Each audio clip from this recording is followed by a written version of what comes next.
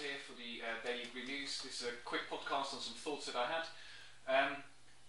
It's quite apt. I was meeting with some clients and I started to realise that data is going to be quite important, and I then read an article by Tim Berners-Lee, the inventor of the internet, and he was recommending journalists to start learning programming languages because data is going to be so important, and the important skill going forward for journalists is to be able to collect that data, analyse the data and make sense of it, and that's why he recommends simple free languages, programming languages such as PHP and MySQL.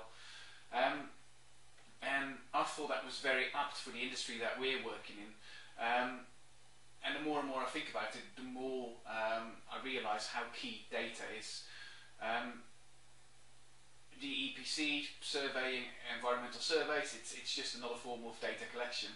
And if you look at it from a whole country perspective or from a government perspective, they're driving the green agenda, they want to install renewables, they want to reduce their carbon emissions.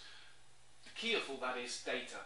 They have to measure the carbon emissions that they were emitting and where they want that to be, like 34% less by 2020. But also installing renewables. We obviously have smart meters which we're installing, which give us information about the use of energy in the house.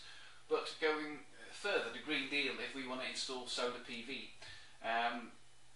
especially if you look at it from a sort of public sector, council, housing association basis, if you've got X amount of houses, how are you going to know which houses are right for solar PV? You don't want to visit everyone. So the key thing is to translate that data, the orientation of the building for solar PV, because obviously if it faces the wrong way, there's no point in installing solar PV. Is the roof structure correct? Because what you don't want to be doing is putting solar PV on a roof space and then to replace the roof within 3 years. Shading, is there any shading? Is there enough space to actually install this? What's the average sunshine in this part of the world for me to install solar PV or even to consider it? Ground source heat pumps, is there enough space? Again, that information is all the information that you need to collect. Air source heat pumps, is this climate right? What's the average floor area? What type of output does my air source heat pump need? If you're looking at wind turbines, well, again, you need to collect average data on wind exposure. How much do you need to top up, because wind isn't constant? So what do you do if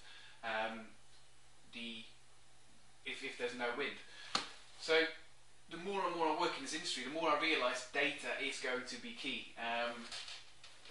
Yeah, maybe you realised that, maybe didn't, but it just seemed something to share. Hopefully it's useful. Please let me know your thoughts on this. If you have any information or you have any questions, please email or Twitter me. And yeah, I hope this was useful. Thank you.